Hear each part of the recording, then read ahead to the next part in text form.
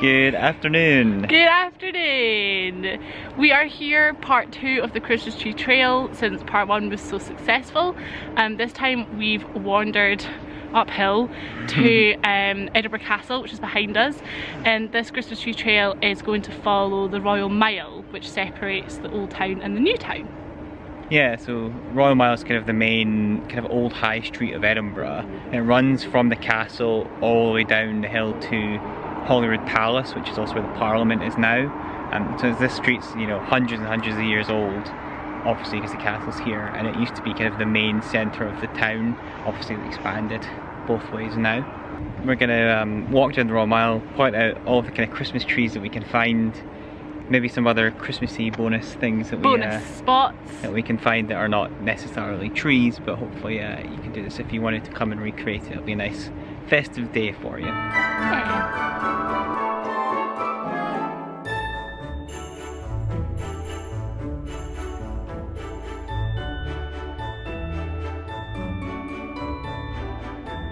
So first stop is at the Scotch whisky experience, which is behind us.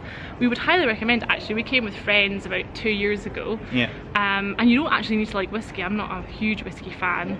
An appreciation helps, but it's a really nice sort of thing to do if you're visiting the city. Yeah. It includes a sort of Walt Disney World barrel style ride and a really cool tasting experience. I don't know if you remember the room. Yeah, you get to go in this like cool room full of different whiskey bottles, and it has like, you can do sort of choose which ones you want to taste, and it's really fantastic, really good.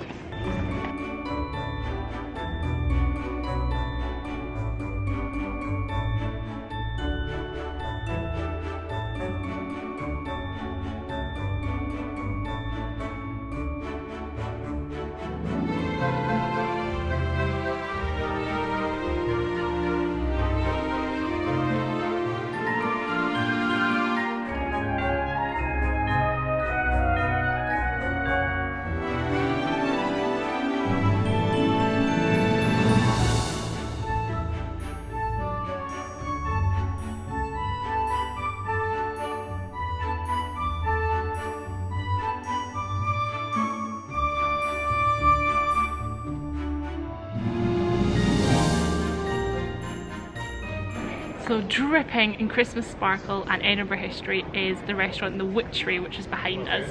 The Witchery is named after the hundreds of people, both men and women, that were burned at the stake up here on Castle Hill. Yeah. So I think the restaurant itself was built in, the building itself was built in the 16th century roughly.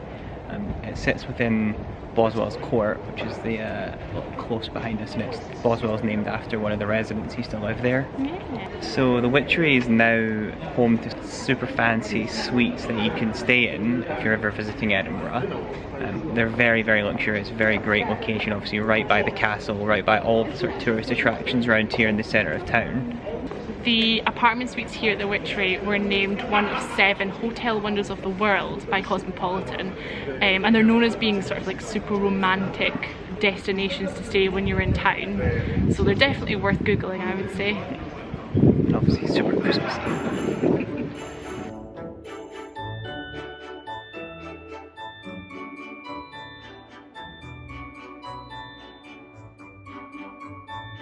This tree has a special place in all Edinburgh locals' hearts. This is the tree that sits on the mound in front of the old college, a building. New college. Oh, I knew I got it wrong.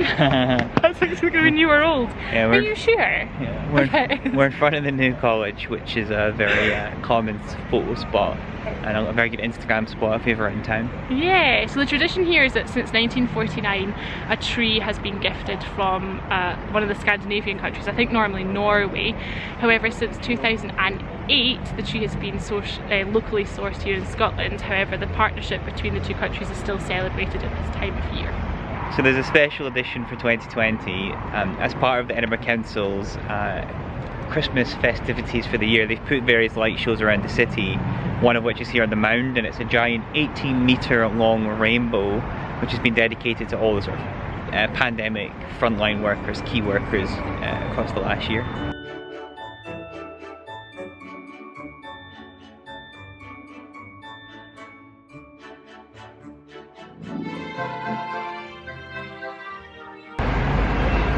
So if you do happen to pop down onto the mound to see the Christmas tree there, you'll see another one just here. It's on top of the museum on the mound. It's like a money museum, quite popular with school trips, tourism, kind of tourists. Inside they have a giant box with £1 million in cash sitting there, so pretty awesome to see.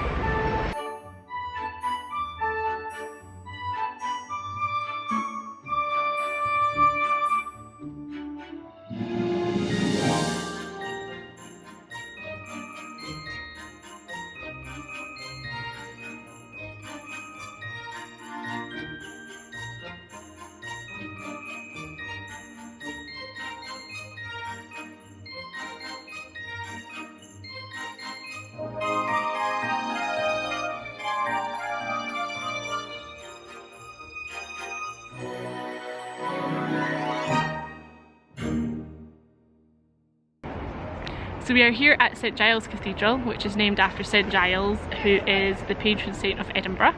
This place is a favourite spot in the city of ours because there's so many little sort of mysteries and little stories to do with it. Our favourite being about John Knox. John Knox is a really famous name here in Edinburgh, as he was a minister at St Giles Cathedral during the 16th century, and one of the stories surrounding him is that his best friend was overseas and was in trouble, and a dog apparently saved his life, and ever since then dogs have the freedom of this church, so even today dogs are allowed in the cathedral. Yeah, the other funny story about John Knox is that he is believed to have been buried somewhere here in the grounds of St Giles, and they actually think unfortunately he's now buried somewhere in the car park, so just where we're standing just now. I think there's a little mark to him in one of the spaces in number 23.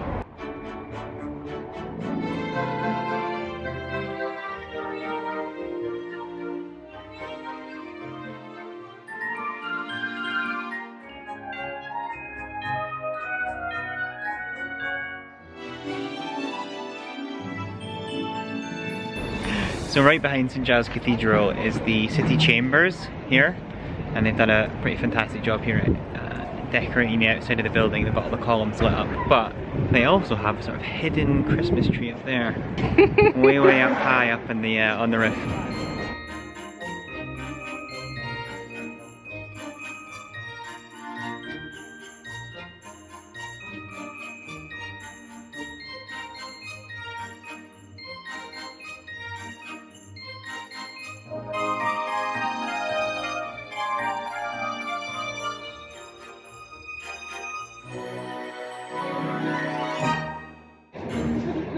So we continued the tree trail, part 2, down here on Coburn Street. We stopped off at Milkman Coffee, which is a great little coffee shop here in the centre of Edinburgh. They've actually got a location here at the bottom of Coburn Street. We've just sneaked in before they closed at 5, and they've got another location at the top of the hill if you don't fancy walking all the way down here. The coffee's fantastic, definitely warming. Oh, it's so smooth, the hot chocolate, it's lovely. It's worth the wee detour. Absolutely. And they also were kind enough to give Ren a little cup of marshmallows because she was wanted something sweet to end the night on.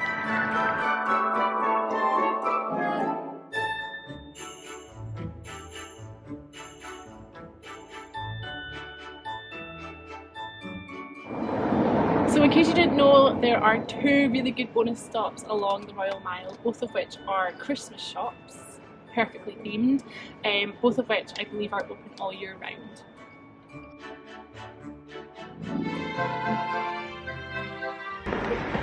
So behind me is the second of 2 year-round Christmas shops here on the Royal Mile. This one sells a lot more sort of Scottishy gifts and baubles and sort of tartan nutcrackers. Really cool stuff in there.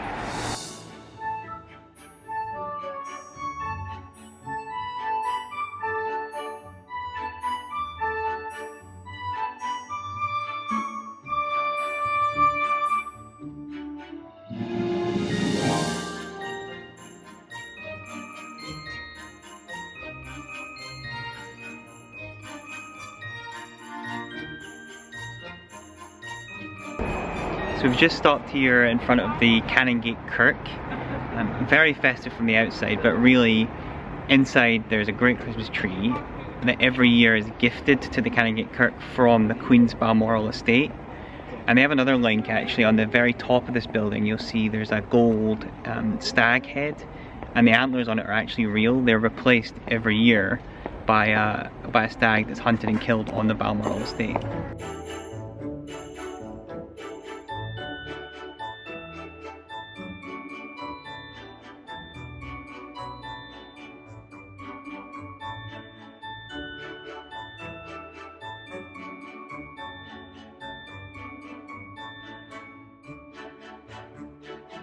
So this is us at the end of our Christmas tree trail part 2.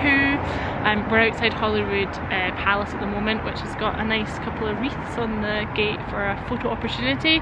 We would say we're a wee bit disappointed about the second half of the Royal Mile. There's not a lot of Christmas trees to see, but it's still worth the walk down, especially at night time, because a lot of the sort of flats and things have got Christmas trees in their windows, and the shops have got nice wee displays and things. But yeah, maybe not as full as we thought we were going to be. Yeah. So this will be sort of centred around the top half of the Royal Mile. Yeah, I guess because there's not a lot of tourists at the moment, that this sort of where the Parliament is in Holyrood Palace probably isn't as busy as it normally is. So fair enough, I guess. Yeah. This is obviously part 2 of the Christmas tree trail. Part 1 we will link below and up in the corner here. I can never remember which side. We really appreciate the support in the last video. Do follow us on Instagram. Follow us on YouTube if you don't already, and thanks very much.